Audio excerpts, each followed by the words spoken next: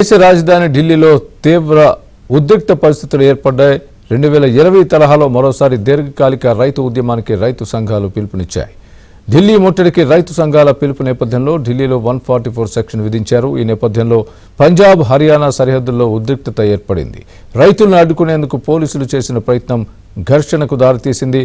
పోలీసులు డ్రోన్ల ద్వారా రైతులపై టియర్ గ్యాస్ ప్రయోగించారు. దీంతో అన్నదాతలు రోడ్ల మీద పరుగులు పెట్టారు.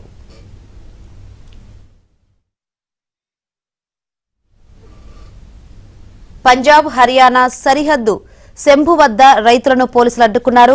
పోలీసులు టియర్ గ్యాస్ ప్రయోగించడంతో రోడ్డుపై నుంచి పొలాల్లోకి రైతులు పరుగులు తీశారు. పొలాల్లో కూడా టియర్ గ్యాస్ ప్రయోగించడంతో ఆ ప్రాంతం పొగతో నిండిపోయింది. అటు సింగు, టిక్రీ బోర్డర్లో ఉద్రిక్తత ఏర్పడింది. పలువురు ఆందోళనకారులు పోలీసులపై రాళ్లు రువ్వారు.